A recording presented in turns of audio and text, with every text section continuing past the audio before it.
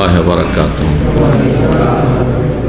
إن الحمد لله نحمده ونستعينه ونستغفره ونعوذ بالله من شرور أنفسنا ومن سيئات أعمالنا من يهده الله فلا مضل له ومن يضلل فلا هادي له وأشهد أن لا إله إلا الله وحده لا شريك له وأشهد أن محمدا عبده ورسوله صلى الله تعالى عليه وعلى آله وصحبه وسلم تسليما كثيرا أما بعد সম্মানিত দিনী ভাতৃমণ্ডলী, আল্লাহ রাব্বুল আলামিনের প্রশংসা এবং প্রিয় নবী সাল্লাল্লাহু আলাইহি সাল্লামের উপর সালাত ও সালামের পর আজ শনিবার 29শে মুহররম 1444 হিজরি মোতাবেক 27 আগস্ট 2022 আমাদের সাপ্তাহিক আলোচনা প্রতি শনিবারে মানহাজে সালাফের কতিপয় মূলনীতি। আজকে পর্ব নম্বর 8। আজকে দু তিনটি বিষয় নিয়ে আলোচনা করব এই নীতিমালার ক্ষেত্রে। আর আমাদের এর পূর্বে যে আলোচনাগুলি হয়েছে 7টি পর্বে, তাতে 9টি নীতিমালা নিয়ে আলোচনা হয়ে গেছে। গত সপ্তাহ থেকে আমরা একদিনে একাধিক নীতিমালা, 2-3টি নীতিমালা নিয়ে আলোচনা করছি, যাতে করে তাড়াতাড়ি শেষ হয়ে যায় বিষয়টা। ইনশাআল্লাহ অন্য কিছু শুরু করা যাবে আবার। তো 10 নম্বর নীতিমালা, তা হচ্ছে সালাফদের নীতি। সাহাবায়ে কেরাম, তাবেঈন, তাবা তাবেঈন, যারা স্বর্ণযুগের মানুষ, যারা আমাদের জন্য আদর্শ, রাসূলুল্লাহ সাল্লাল্লাহু আলাইহি ওয়াসাল্লামের পরে তাদের আদর্শ হচ্ছে বা তাদের নীতিমালা হচ্ছে যে আল্লাহর দ্বীনের দিকে বা আল্লাহর দিকে দাওয়াত দেওয়ার আগে দ্বীনের জ্ঞান অর্জন করতে হবে, আগে এলেম শিখতে হবে, আমল করতে হবে, আর তারপর দাওয়াত দিতে হবে। যদি আমলে মানুষের যদি ত্রুটি থাকে আর তার কাছে এলেম থাকে, তো তার মানে এই নয় যে আমি আমল করতে পারি না সেই জন্য আমি দাওয়াত দেব না। দাওয়াত দেবে, তবে তার দাওয়াতে বরকত কম হবে বা হবে না, কিন্তু এলেম অবশ্যই লাগবে। এলেম ছাড়া দাওয়াত দেওয়া ওই রকমই যেমন যার পকেটে টাকা নেই আর সে দান করে, সম্ভব এটা? যার পকেট এমটি খালি, সে কি করে দান করবে? তো যার সিনাতে ভিতরে কোরআন হাদিসের সঠিক জ্ঞান নেই, ভালো জ্ঞান নেই, আর যদি থাকে তো হালকা অস্পষ্ট কিছু জ্ঞান আছে, সামান্য জ্ঞান আছে, তো সামান্য জ্ঞান নিয়ে দিতে গিয়ে, বেশি বাহাদুরি করতে গিয়ে তখন কি করবে? নিজেও গুমরাহ হবে, অন্যদেরকেও গুমরাহ করবে। এইরকমটাই হচ্ছে বক্তাদের ক্ষেত্রে।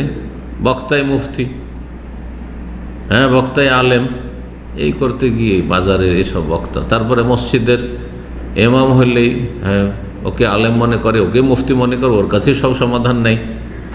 এতে নিজেরাও গুমরাহ হচ্ছে যারা এইসব কাজ করছে, আর জনগণকে গুমরাহ করছে। ফদাল্লু আদাল্লু, কিয়ামতের একটি লক্ষণ। তো দ্বীনের দাওয়াত দেওয়ার আগে যখন আপনি দ্বীন সম্পর্কে দাওয়াত দেবে, দ্বীনের দাওয়াত হচ্ছে আকীদা তাওহীদের দাওয়াত দেওয়া, ঈমানের মৌলিক বিষয়গুলির দাওয়াত দেওয়া। দ্বীনের দাওয়াত হচ্ছে ইবাদত বন্দেগীর, আল্লাহর ইবাদত বন্দেগীর দাওয়াত দেওয়া। দ্বীনের দাওয়াত হচ্ছে মানুষকে ভালো আখলাক, আমল, চরিত্রের, ফরজ, নফল, সুন্নাত, মুস্তাহাব, হালাল, হারামের দিকে আহ্বান করা। জি, ইসলামী জীবন গড়ার দাওয়াত দেওয়া, এটি হচ্ছে আল্লাহর দিকে আহ্বান করা, আল্লাহর দ্বীনের দিকে আহ্বান করা, কোরআন এবং হাদিসের দিকে আহ্বান করা। এটি হচ্ছে সালাফে সালেহীন, সাহাবায়ে কেরাম, তাবেঈন, তাবা তাবেঈন, যারা আমাদের আদর্শ, তাদের পথের দিকে আহ্বান করা। কোনো জায়গায় কোরআনে কারিমে দাওয়া ইলাল্লাহ বলা হয়েছে, কোনো জায়গায় আর অন্য ভাষায় বলা হয়েছে, কিন্তু সবগুলির উদ্দেশ্য হচ্ছে যে আপনি কোরআন এবং হাদিস ভিত্তিক সালাফে সালেহীনের তরিকায় আল্লাহর দিকে, আল্লাহর দ্বীনের দিকে আহ্বান করবেন, নিঃস্বার্থ, আল্লাহ সন্তুষ্টির জন্য। দাওয়াত দেওয়ার আগে কি করতে হবে? এলম অর্জন করা, জ্ঞান শিখা কি অত্যন্ত গুরুত্বপূর্ণ। আগে দীর্ঘ সময় ধরে এলম শিখতে হবে, তারপরে দাওয়াতের ময়দানে নামতে হবে। আর প্রথম থেকে যদি দাওয়াতের ময়দানে নামে তো বিভ্রান্তি বেশি হবে। এই মর্মে একটি হাদিস সহিহ বুখারীতে রয়েছে। মালিক বিন আল হুয়াইরিস রাদিয়াল্লাহু তাআলা আনহু থেকে বর্ণিত, যুবক মানুষ ছিলেন, অল্প বয়সে। সে যুগে তো অল্প বয়সে বিয়ে শাদী হতো, 15 বছর, 16 বছর, 18 বছর, তার আগেও বিয়ে হয়ে যেত। ধরলাম 15 থেকে 14-15তে সাবালক হয় মানুষ, 15-16 থেকে শুরু করে 18, এই বয়সটাই, এরকম বয়স ছিল। একদল এইরকম যুবকরা এসেছেন, তার মধ্যে উনিও ছিলেন, সব যুবক। বলছেন আতাইনা নবী সাল্লাম ওয়া নাহনু শাবাবাতুন মুতাকারিবুনা, আমরা নবী সাল্লামের কাছে আসলাম ইসলাম গ্রহণ করে, সব নিউ মুসলিম, নতুন মুসলমান হয়েছে। বলছেন ওয়া নাহনু শাবাবাতুন, আমরা সবাই যুবক ছিলাম, আর মুতাকারিবুন মানে সমবয়সী, সবগুলি মোটামুটি 19-20, 15 থেকে 18-20-এর মধ্যে। এই নয় যে তাতে ছোট আছে বড় আছে এরকম নাই, কেউ 30-40-এর আছে, তো কেউ 17-18 আছে, এরকম না, সবগুলি যুবক দল। ফাকামনা ইনদাহু 20 লাইলা, নবী সাল্লাল্লাহু আলাইহি ওয়াসাল্লামের কাছে ইসলাম গ্রহণ করে আমরা 20 রাত মানে 20 দিন অবস্থান করলাম। 20 দিন ইলম শিখলেন, নবী সাল্লাল্লাহু আলাইহি ওয়াসাল্লাম থেকে সরাসরি ইলম শিখছেন, একদিন দুদিন নয় যে শিখলাম হয়ে গেছে কাজ। 20 দিন ইলম শিখলেন, 24 ঘন্টা মসজিদে নববীতে থেকে, কারণ বাইরে থেকে এসেছেন, মদিনার বাইরে থেকে তারা এসেছিলেন। তারপরে বলছেন তিনি সাহাবী মালিক বিন হুয়াইরিস, ফাজান্না আন্না ইশতাকনা আহলানা, সবাই কিন্তু যুবক আর বিবাহিত, কিন্তু আপনাদের মতো প্রবাসী যেমন অধিকাংশই বিবাহিত কিন্তু পরিবার দূরে আছে, ঠিক তেমনই বিবাহ করে ওই গ্রামে, যেখানে মদিনার বাইরে যে এলাকায় তাদের গ্রাম, সেখানে রেখে এসছে। নবী সাল্লাল্লাহু আলাইহি ওয়াসাল্লাম এই যুবকগুলির চলাফেরা বা তাদের সাথে কথাবার্তায়, যুবক মানুষ আর পরিবার নেই সাথে, নবী সাল্লাল্লাহু আলাইহি ওয়াসাল্লাম এগুলি অনুভব করলেন ভালোভাবে। বললেন নবী সাল্লাল্লাহু আলাইহি ওয়াসাল্লামের আমাদের সম্পর্কে ধারণা হলো যে আমাদের পরিবারের কাছে যাওয়ার খুব আগ্রহ হয়েছে, আমরা উদ্গ্রীব হয়ে আছি, হ্যাঁ, স্ত্রীর কাছে যাওয়ার জন্য, পরিবারের কাছে যাওয়ার জন্য। ওয়াসালানা আম্মান তারাকনা ফি আহলিনা, আর আমাদেরকে জিজ্ঞাসা করলেন যে কে বিবাহিত, আর যদি বিবাহিত কার ছেলে মেয়ে আছে, এসব জিজ্ঞাসা করলেন। আমাদের পরিবারের কাকে কাকে আমরা পেছনে ছেড়ে এসছি, রেখে এসছি, কেউ শুধু স্ত্রী রেখে এসছে, কেউ ছেলে মেয়ে রেখেছে দুটো একটা করে, সব যুবক। আখবর না হো, তখন নবী সাল্লাল্লাহু আলাইহি ওয়াসাল্লাম আমরা সব বললাম। কেউ বলছে যে আমি শুধু বিয়ে করেছি, বাচ্চা হয়নি, কেউ বলছে আমার একটা ছেলে আছে, কেউ বলছে একটা মেয়ে আছে, কেউ দুটো আছে, এইরকম সব। ওয়াকানা রাকিকান রাহিমান, বলছেন মালিক মন্তব্য করে রাসূলুল্লাহ সাল্লাল্লাহু আলাইহি ওয়াসাল্লামের উত্তম চরিত্র দেখে বলছেন নবী সাল্লাল্লাহু আলাইহি ওয়াসাল্লাম অত্যন্ত নরম অন্তরের আর পরম তিনি দয়ালু মানুষ ছিলেন। রাকিকান রাহিমান, রাকিক মানে রিক্কাতুল কলব, অন্তর অত্যন্ত নরম, একটুতে যার অন্তর নরম হয়ে যায় আর পরের ব্যথায় খুব বেশি ব্যথিত হয়, রাকিকান। রাহিমান আর বড় দয়ালু ছিলেন তিনি।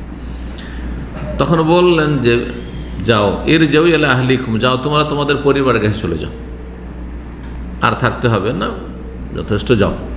ফাআল্লিমুহুম, যা কিছু শিখলে তাদেরকে গিয়ে তালিম দাও, শিখাও। এই যে 20 দিন শিখলে, এ কথা তো নবী সাল্লাল্লাহু প্রথমেই বলতে পারতেন, বললেন না কেন? কারণ ইলম শিখা ফরজ হয়ে আছে, 20টা দিনে ফরজে আইন আদায় হয়েছে, আর তারপরে হয়তো ফরজে কিফায়ারও অনেক কিছু শিখেছে, যথেষ্ট ইলম শিখেছে নবী সাল্লাল্লাহু আলাইহি ওয়াসাল্লাম থেকে 20 দিনে। যাও তাদেরকে দিনের জ্ঞান দাও, ও মুরুহুম, এবং তাদেরকে ভালো উপদেশ দাও, নির্দেশ দাও। ওয়াসাল্লু কামা রাআইতুমুনি ওয়াসাল্লি, এবং যেমন আমাকে 20 দিন নিয়মিত 5 ওয়াক্ত সালাত আদায় করতে দেখলে, যেই পদ্ধতিতে, যেই নিয়ম নীতিমালা অনুযায়ী সেইভাবে তোমরা সালাত আদায় করো। যে এই ছোট্ট হাদিসটা আমরা অনেকে মুখস্থ রেখেছি, আপনাদের অনেকের মুখস্থ আছে, আর এমনি শুনেছেন মুখস্থ যদি আরবিতে নাও থাকে, যে নবী সাল্লাল্লাহু কি বলেছেন, আমার মতো সালাত আদায় করো। এইটা হচ্ছে এই বড় হাদিসের একটা ছোট্ট অংশ। এই যুবকগুলিকে বলেছিলেন যে যা শিখলে আর যা দেখলে, এই যে আমাকে নামাজ আদায় করতে, এইভাবেই তোমরা কি করো, গিয়ে নিজের মহল্লায়, নিজের এলাকায়, নিজের গ্রামের অঞ্চলে গিয়ে সালাত আদায় করবে। সাল্লু কামা রাআইতুমুনি ওয়াসাল্লি। নবী সাল্লাল্লাহু আলাইহি ওয়াসাল্লাম নর নারীর পার্থক্য করেননি। এই বিষয়টি এত গুরুত্বপূর্ণ যে এরা মদিনার লোক না, যে অন্য সূত্রের মাধ্যমে মহিলাদেরকে জানিয়ে দেওয়া হয়েছে মহিলাদের নামাজের তরিকা আলাদা, এরা বাইরে থেকে এসছে। এরাই হচ্ছে নবী সাল্লাল্লাহু আলাইহি ওয়াসাল্লামের একজন প্রতিনিধি, যা কিছু শিখছে ইসলামের সব নিয়ে গিয়ে তাদের নর নারী পুরুষ নারী সবকে শিখাবে। নবী সাল্লাল্লাহু আলাইহি ওয়াসাল্লাম এই কথা বললেন না। যদি পার্থক্য হইতো পুরুষ নারীর সলাতে, তাহলে অবশ্য বলতেন যে দেখো তোমরাই গিয়ে তো ওখানে করে আমার পক্ষ থেকে ইসলাম শেখাবে, সুতরাং তোমরা পুরুষরা আমার মতো সালাত আদায় করবে, আর নারীরা আমার মেয়েদের মতো, আমার যে সহধর্মীরা রয়েছে উম্মাহাতুল মুমিনিন তাদের মতো সালাত আদায় করবে বলেছেন। সুতরাং যে হানাফি মযহাবে আর এরকম আরও কিছু ফতোয়া রয়েছে যে পুরুষ আর নারীর নামাজে পার্থক্য রয়েছে, এই কথাগুলি একেবারে ভিত্তিহীন, জয়ীফ, দুর্বল, না হয় জাল। কোন একটা সহিহ হাদিস দ্বারা প্রমাণিত নয় যে পুরুষ এবং নারীর নামাজে পদ্ধতিতে আদায় করার ক্ষেত্রে পার্থক্য রয়েছে। হ্যাঁ, আদায় করার ক্ষেত্রে কোনো পার্থক্য নেই। পুরুষ আর নারীর নামাজের বাইরে কিছু পার্থক্য থাকতে পারে, যেমন আজান, তাই না? এইরকমই একামত বিষয়টিতে ইখতিলাফ রয়েছে যে মহিলাদের আসলে একামত দিতে হবে না, এগুলো ক্ষেত্রেও বলা যেতে পারে। কারণ সলাতের জন্য আজান দেওয়া হচ্ছে দূরের লোকদেরকে ডাকানো, আর আশেপাশের লোককে ডাকা হচ্ছে একামত উদ্দেশ্য। তো এই দুটোই উদ্দেশ্য মহিলাদের যেখানে নেই, যেমন জামাত ফরজ নেই, তাহলে অনেকে ফুকাহারা বলেছেন যে একামত নেই। কিন্তু অন্য মাযহাব বলছে যে না, আজান দেবে না, কিন্তু একামত দেওয়া ভালো, তাদের জন্য মুস্তাহাব। আপনাদের সমাজে কি করে মহিলারা? একামত দেয় না? হ্যাঁ, হানাফি মযহাব আর হাম্বলি মযহাবে একামত নেই, কিন্তু অন্য মযহাবে আছে যে একামত দেওয়া হচ্ছে মুস্তাহাব, এই মর্মে কিছু দলিল আছে। তারপরে বললেন ওয়াইজা হাজারাতিস সলাত, যখন সলাতের সময় উপস্থিত হবে, নামাজের টাইম হয়ে গেছে, ফালিউয়াজ্জিন লাকুম আহাদুকুম, তোমাদের যে কেউ একজন আজান দিবে। আজান দেওয়ার জন্য যে কোনো একজন দেওয়া যথেষ্ট, সে যোগ্য হোক আর যোগ্য নাই হোক, আজান দিতে পারলেই হলো, আওয়াজ উচ্চ স্বরে হলেই যথেষ্ট। মানে সবচাইতে শ্রেষ্ঠ ব্যক্তিরাকে আজান দিতে হবে এমন মাসলা শরীয়তে নেই। মানে আমাদের মধ্যে যে সবচাইতে ছোট আছে সেও যদি আজান দেয় যথেষ্ট, এমন না যেটা অনুত্তম কাজ করলো না। আমাদের মধ্যে যে বয়োজ্যেষ্ঠ আছে, বেশি এলেমওয়ালা আছে, তাকে আজান দিতে এমন কথা নাই। এই জন্য দেখেন নবী করিম সাল্লাল্লাহু আলাইহি ওয়াসাল্লাম যখন মদিনায় মুয়াজ্জিন নিযুক্ত করলেন, কত বড় বড় সাহাবায়ে কেরামরা, আবু বকর আছেন, ওমর আছেন, ওসমান আছে, আলী আছেন, আশরা মুবাশশার বাকিগুলো আছে, আরও সব যারা বড় বড় সাহাবায়ে কেরাম, কিন্তু মুয়াজ্জিন কাকে বানাইলেন?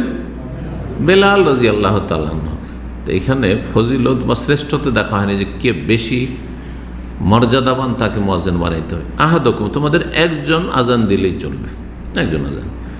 সুম্মা লিয়াউম্মাকুম আম্মা ইয়াউম্মু, সুম্মা লিয়াউম্মাকুম আকবারুকুম, তারপরে তোমাদের ইমামতি করবে তোমাদের মধ্যে যে বেশি বড়। বেশি বড় কেন বললেন? বেশি বড় ইমামতি করবে, তা আমাদের মধ্যে বেশি বড় আমার চাইতে কেউ যদি বেশি হয়, তাহলে কি ও ইমামতি করবে নাকি? হ্যাঁ, এটা উত্তম। যে বেশি কোরআন হাদিসের জ্ঞানের সাথে কোরআন বেশি মুখস্থ আছে না, কোরআন মুখস্থ বেশি থাকতে হবে।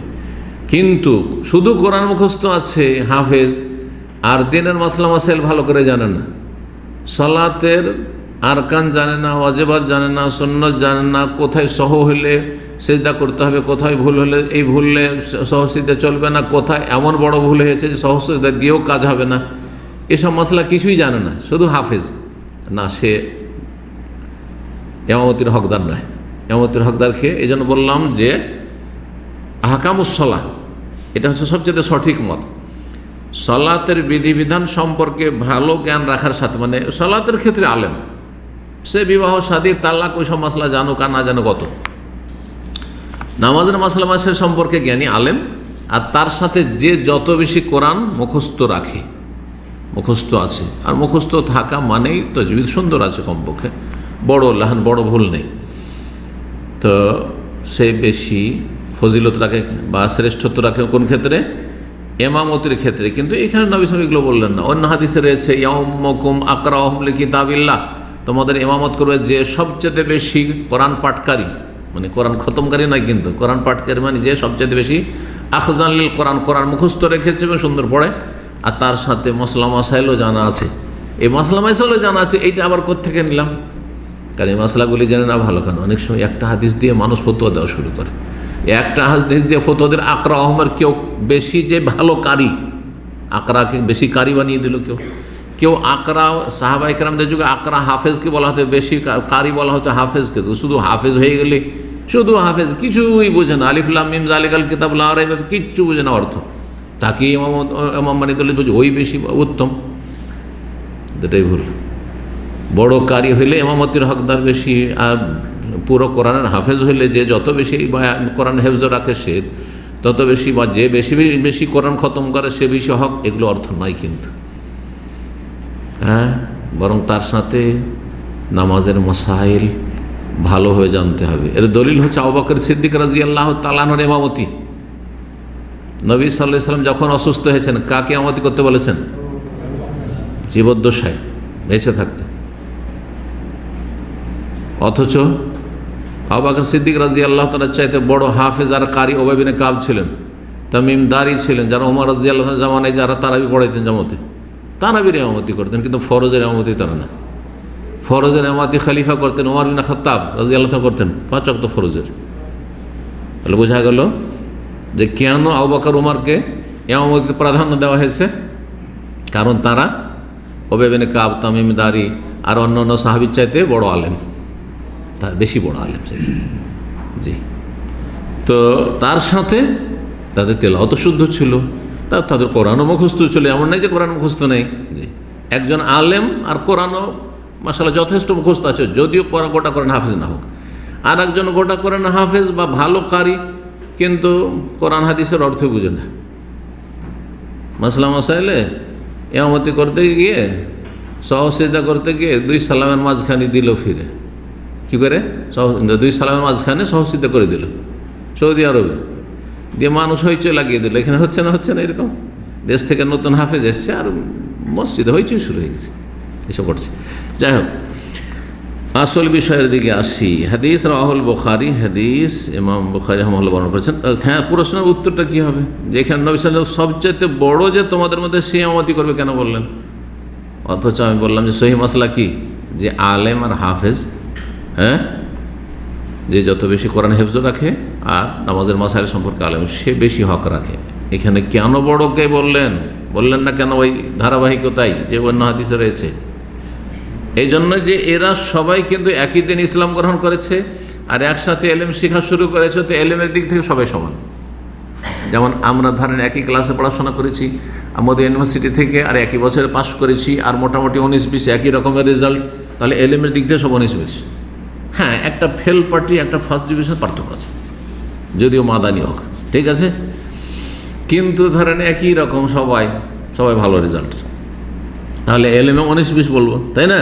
একই পর্যায়ে এলেমে যখন 19-20, তাহলে কি করতে হবে? এখন 10 জন মাদানি আছে, কাকে ইমামতি দেবেন? আকবর হুকুম, তখন এরকম আমল, যে বড় বয়সে কে বড়। এই হাদিস দ্বারা যে বিষয়টি এখানে মানহাজে সালাফের নীতিমালার ক্ষেত্রে প্রমাণিত হয়, সেটা হচ্ছে ওলামাদের কাছে বসতে হবে এলেম শেখার জন্য, আর এলেম শেখার পরে নিজে এলেমকে উপলব্ধি করতে হবে, আয়ত্ত করতে হবে। আয়ত্ত করার পরে তারপরে এলমের তবলিগ প্রচার প্রসার করতে হবে। সুতরাং আমাদের চিল্লাওয়ালা তবলিগি ভাইরা নিজেরাই জাহিল, সারা জীবন বিভিন্ন পাপে জড়িয়েছিল, ডাক্তার, ইঞ্জিনিয়ার, জানার শিক্ষিত অফিসার, হ্যাঁ, বিভিন্ন দফতরে কাজ করেছে, আর কত হারাম খেয়েছে, ঘুষ খেয়েছে, সুদ খেয়েছে, আর তারপরে শেষ জীবনে আখেরাত বলে চিন্তা হয়েছে, কবর বলে চিন্তা হয়েছে, বা কেউ উৎসাহিত করেছে যে এত শর্টকাট কোর্স আর দুনিয়াতে কোথাও পাওয়া যাবে না, যে 49 কোটি নাকি কেউ দিতে পারবে না এই তবলিগ জামাত ছাড়া, কারণ চিল্লা বেরিয়ে চলে গেছে। করছে না? তবলিগ মানে পৌঁছানো, এলেমে নেই কি তবলিগ করবে? তো তবলিগ করার আগে তবলিগ করা মানে দাওয়াত দেওয়া। তাই ভাষ্যকার বলছে সুম্মা তাবলিগুহু দুনা জিয়াদা, যা শিখেছেন বাড়াবাড়ি করবেন না।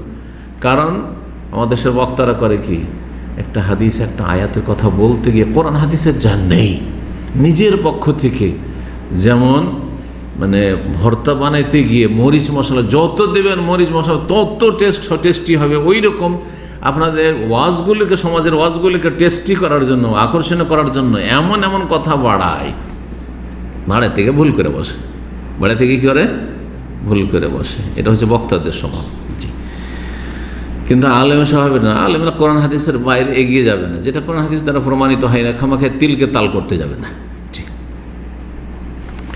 তো এই ছিল একটি বিষয়। কি দাওয়াত দেওয়ার আগে কি করতে হবে? এলেম শিখতে হবে। এলেম ছাড়া দাওয়াত দেওয়া শুরু করবেন না। জি, যে বিষয়ে জানা নেই, আপনার 2-3টা মশলা জানা আছে, ওইটি বলবেন শুধু। তাও খুঁটিনাটি মশলা, সূক্ষ্ম মশলায় ঢুকবেন না।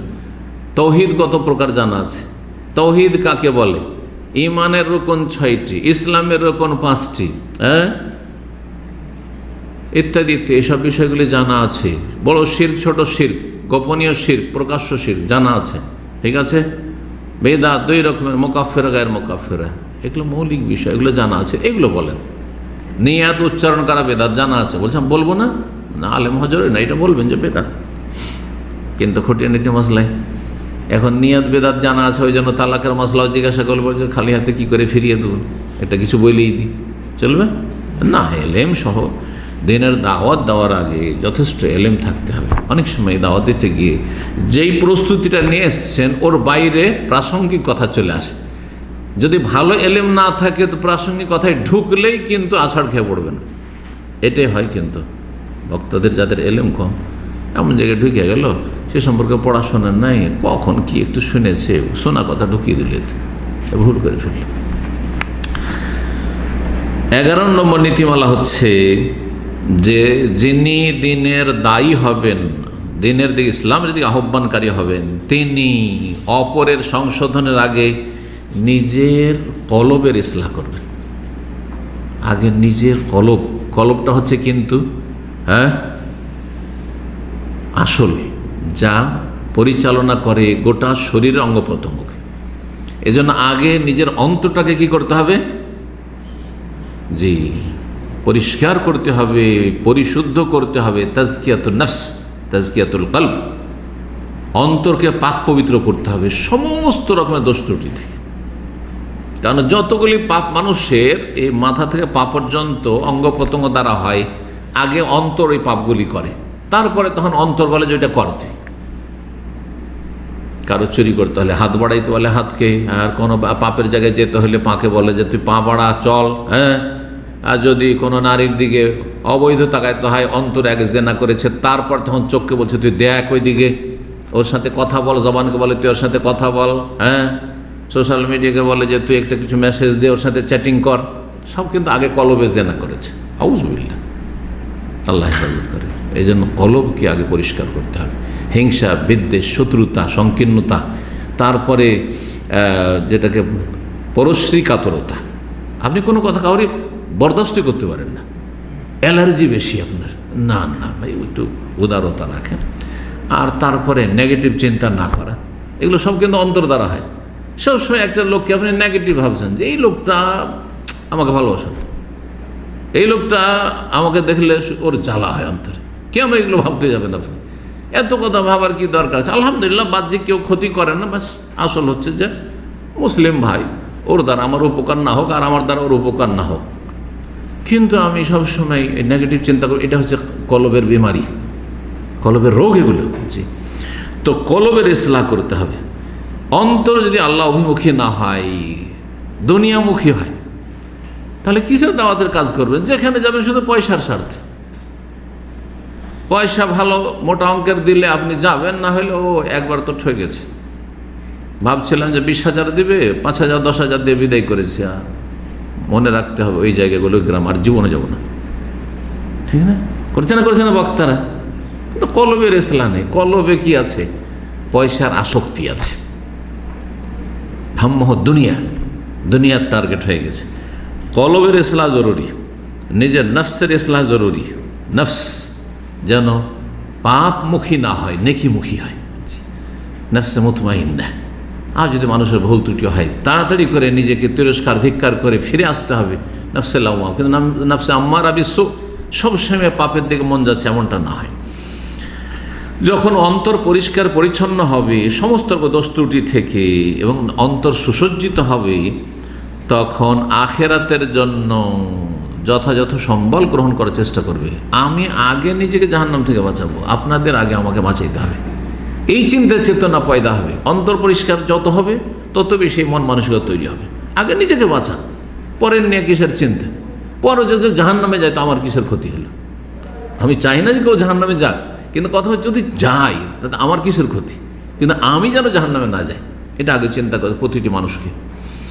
আর দায়ীকে এটা সব আগে করতে হবে, যে এমন না হয় যে আমি প্রদীপের তলায় অন্ধকার, সবাইকে তো রাস্তা পথ দেখাইলাম আর জান্নাতে সবাই চলে গেল আমার দেখানো রাস্তা দিয়ে, আর আমি প্রদীপের তলায় অন্ধকারে জাহান্নামে থেকে গেলাম। আল্লাহ হেফাজত করে, আল্লাহ মাফ করে। তো নিজের তাজকিয়া নফস করতে হবে আর আখিরাতের জন্য প্রস্তুতি নিতে হবে। এটা হচ্ছে সালাফদের নীতিমালা। মা আয়েশা রাদিয়াল্লাহু তাআলা আনহা এই মর্মে নবী সাল্লাল্লাহু আলাইহি ওয়াসাল্লাম থেকে বর্ণনা করছেন যে আন্না রাসূলুল্লাহ কানা ইয়াকুমুল লাইল ওয়া ইয়াকুমু মিনাল লাইল। রাসূলুল্লাহ সাল্লাল্লাহু আলাইহি ওয়াসাল্লাম রাতে তাহাজ্জুদ পড়তেন, তাহাজ্জুদ পড়তেন। অথচ আল্লাহ নবীকে কি বলেছেন? লিয়াগফিরাকাল্লাহু মা তাকাদ্দামা মিন যামবিকা ওয়া মা তাআখার। আরে তোমার ভুল ভ্রান্তি ত্রুটি আগের পরের সব মাফ, আল্লাহ সব মাফ, আগে অগ্রিম ঘোষণা। তিনি যদি কোনো আমল নাও করেন না, আল্লাহ ঘোষণা করে দিয়েছেন, কিন্তু আল্লাহ জানছেন যে অন্য সবার চাইতে সবচাইতে বেশি আমল করবেন। এটাও মনে রাখেন, অন্যের সবার চাইতে তার কলব সবচেয়ে ভালো, অন্তর সবচেয়ে ভালো। অন্যের আখলাক চরিত্র আমলের চাইতে তার আখলাক আমল সবচেয়ে ভালো। এমনিতে ঘোষণাটা আসেন আল্লাহর পক্ষ থেকে, তিনি আলিমুল গায়ব, ভবিষ্যৎ জানছেন। এই নয় যে আল্লাহ রাব্বুল আলামিন একটা পাপী সম্পর্কে আগে ঘোষণা করে দিয়েছেন আর যে তুমি জান্নাতি, আর তারপরে তখন ওরা পাপ করা শুরু করলো। না না, এমন হয়নি। সাহাবায়ে কেরাম যাদেরকে, যারা 313 জন বদরে গেছেন, আল্লাহ কি বলেছিলেন? তাদেরকেও বলেছেন নবীর পরে কি, এমালু মা শিতুম, যা করবা করো তোমরা, এখন কাদ গাফারতু লাকুম, তোমাদের সব মাফ করে দিলাম। তার মানে কি ভাবছেন যে ওরা তারপরে পাপের রাস্তায় চলে যাবে? আল্লাহ তো জানছেন যাবে না কোনোদিন পাপের রাস্তায়, মুরতাদ হবে না, পাপের রাস্তায় যাবে না, ভুল পথে যাবে না। তো নবী সাল্লাল্লাহু আলাইহি ওয়াসাল্লাম তাহাজ্জুদ পড়তেন, এত কষ্ট করে এত দীর্ঘ সময় তাহাজ্জুদ পড়তেন। হাত্তা তাতাফাত্তারা কাদামাহ, দুই পা ফেটে যেত। দুই রকম বর্ণনা এই মর্মে রয়েছে, দুই পা ফেটে যেত, দীর্ঘ সময় দাঁড়িয়ে থাকলে পা ফেটে যায়। আর তাওয়াররামাত কাদামাহ, পা ফুলে যেত, দীর্ঘ সময় দাঁড়িয়ে থাকলে পা ফুলে যায়। নবী সাল্লাল্লাহু আলাইহি ওয়াসাল্লামের দুটোই হইত। তাহলে কত ঘন্টা তাহাজ্জুদ পড়তেন? এক ঘন্টায় হবে? এটা হবে না।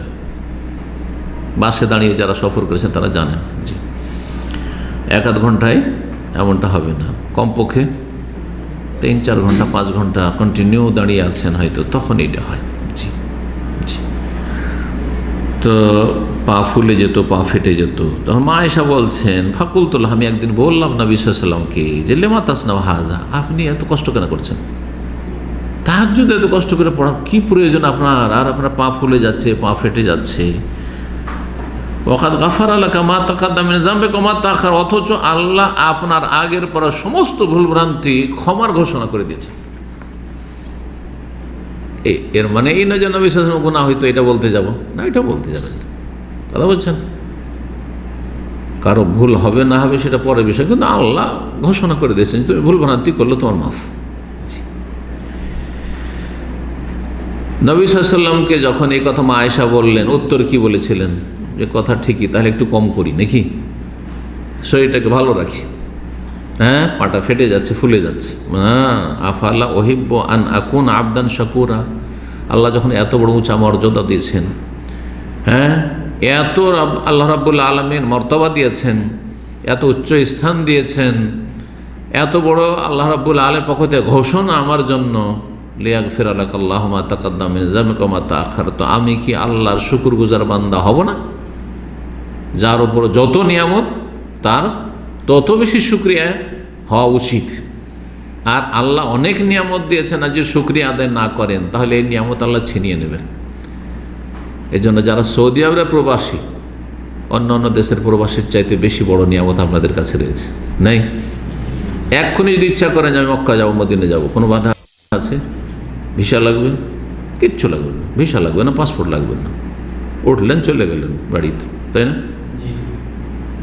চিন্তা করেন আপনি অন্য দেশের কত টাকা খরচ হবে, এটা তো পরের। তারপরে এই যে আইনগত বিষয়গুলো, হ্যাঁ, ভিসা তো, পাসপোর্ট তো, এই সেই, হ্যাঁ, কত কি, আল্লাহু আকবার। এছাড়াও ভালো একটা পরিবেশ, এইরকম পরিবেশ পৃথিবীতে কোথাও পাবেন? কোথাও পাবেন না আপনি, কোথাও পাবেন না আপনি পৃথিবীতে। আমি অনেক দেশ ঘুরেছি, কোথাও পাবেন না এরকম পরিবেশ।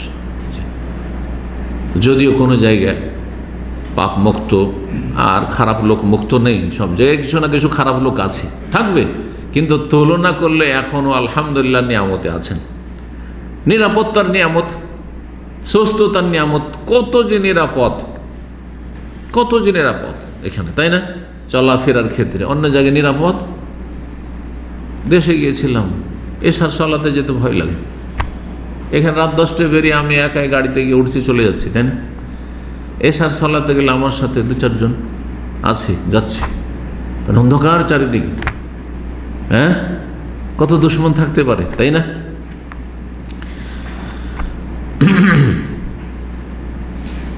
আফালা ওহিব্বানা কোন আবদান শকুর, মুত্তাফাক আলাইহি বুখারী মুসলিমের হাদিস। জি, তো এই হাদিস থেকে কী জানা গেল? নীতিমালা যেটা হচ্ছে যে দায়ী নিজের সংশোধন করবে, বিশেষ করে নিজের আগের কলবের সংশোধন করবে, তারপরে আমল ভালো করে, ফরজ অজবে ঘাটতি না থাকে, হারাম না যায় যে ডুবে না থাকে, কাবিরা গুনাহ জীবনে না থাকে, আখলাক চরিত্র খারাপ না হয়, মানুষের সাথে লেনদেনে যেন খারাপ আচরণ না হয়। একজন দায়ী মানুষ, একজন ইসলামের খাদেম, আর দিনের খেদমত করে, আর মানুষ কাছে ধার নিয়ে, কথার ঠিক নেই, মানুষের কাছে কেনাকাটা করে, কথাবার্তা ঠিক নেই, টাকা পয়সা কার যে কখন মেরে রেখেছে কোনো খবর নেই, কখন দিবে তার হদিস নেই, এমন চরিত্র মোটেই হবে না, মোটেই হবে না।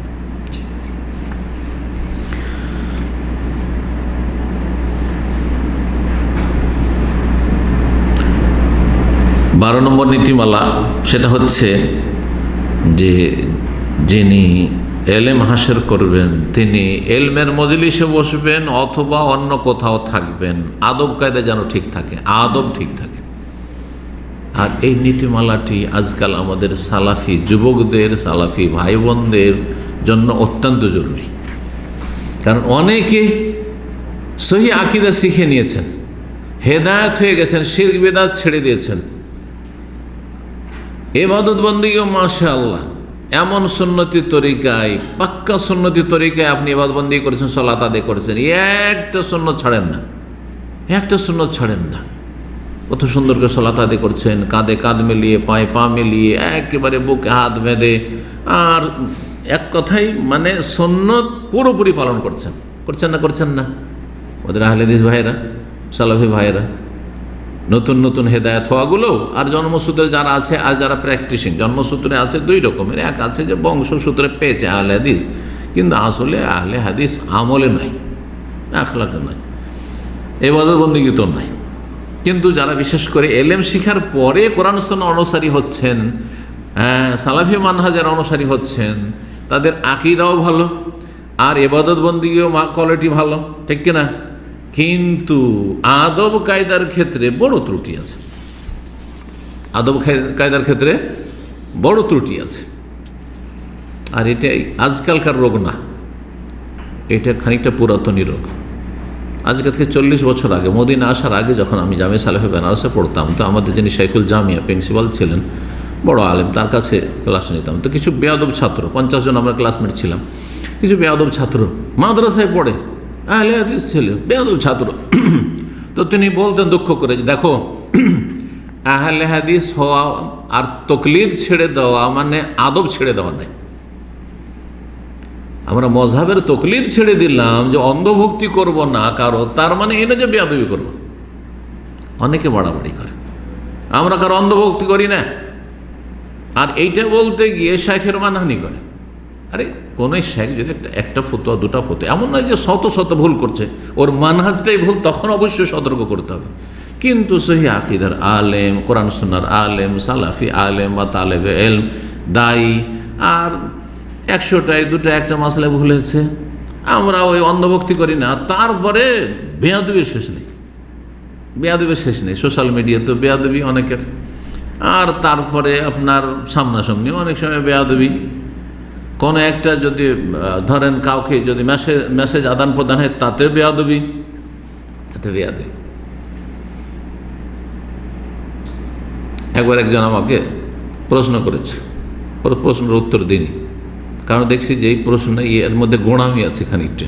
একবার উত্তর দিচ্ছি, তারপরে আবার ওই মানে কোনো একজনের অন্ধভক্তি আছে, আর ও ভুলটাকে ও সহি করার জন্য বারবার জিজ্ঞেস করছে, উত্তর দিইনি। হ্যাঁ, 2-3 মেসেজে উত্তর দিন। তখন আমাকে মেসেজ দিচ্ছে একটা, যে আপনি কি আমার ভাষা বুঝেন না। এটা হলো এক শ্রেণী সহি আকীদার লোকদের চরিত্র। না না, মোটে নাই, বেয়াদব। এলেম শেখার আদব এটা নাই। জি, যদি কেউ উত্তর না দেয়, নবী সাল্লাল্লাহু আলাইহি ওয়াসাল্লাম যদি কারো প্রশ্নকে অপছন্দ করতেন উত্তর দিতেন না, উত্তর দিতেন না। জি, সাহাবীরা বুঝতে পারতেন যে নবী সাল্লাল্লাহু আলাইহি ওয়াসাল্লাম অসন্তুষ্ট হয়েছেন আমার প্রশ্নে। হয়তো অনেক সময় ওহী আসেনি, নীরব থেকে যেতেন, তাতেই ভয় পেতেন সাহাবীরা যে হয়তো আমি এমন প্রশ্ন করে বেয়াদবি করলাম যে নবী সাল্লাল্লাহু আলাইহি ওয়াসাল্লাম অসন্তুষ্ট হয়ে গেলেন হয়তো। জি, আদব কায়দা অত্যন্ত জরুরি। আগে আদব শিখতে হবে, এলেমের সাথে সাথেই।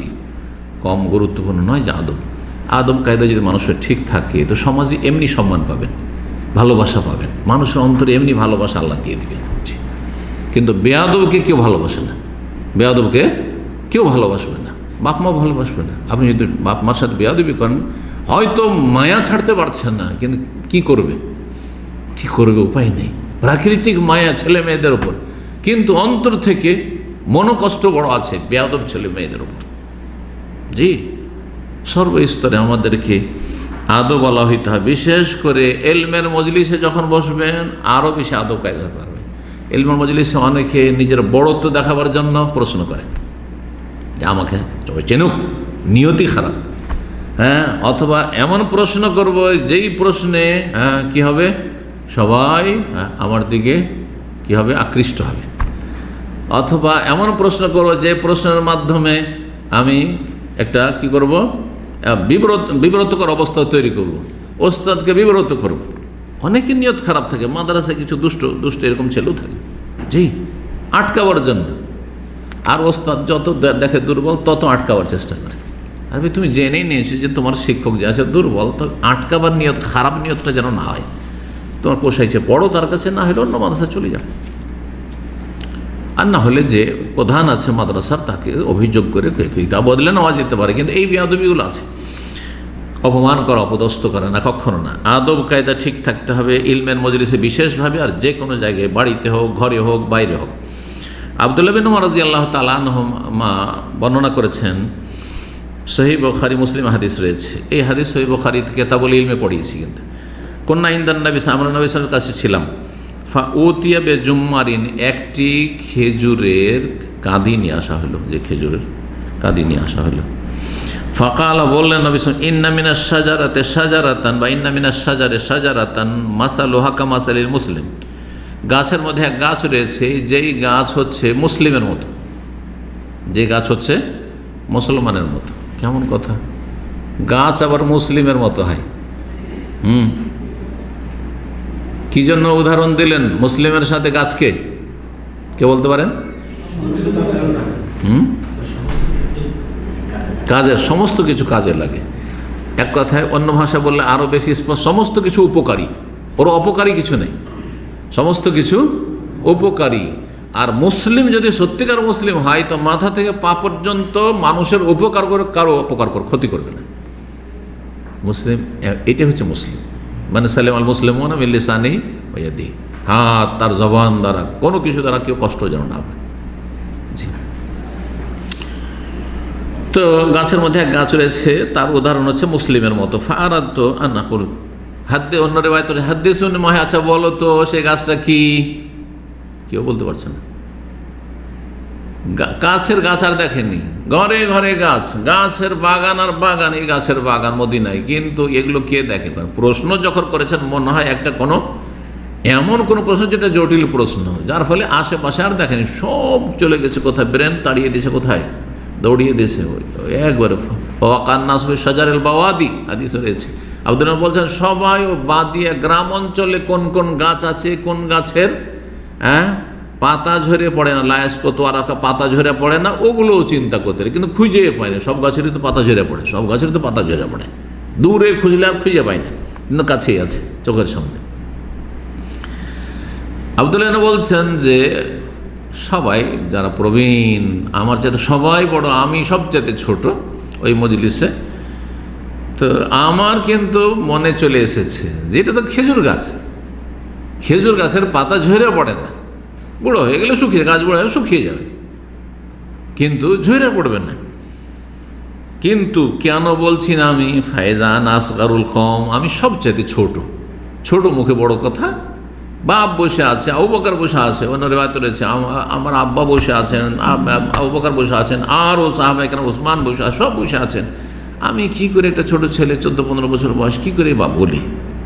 ফাসাকাত, আমি চুপ থেকে গেলাম, জানার পরে চুপ থেকে গেলাম।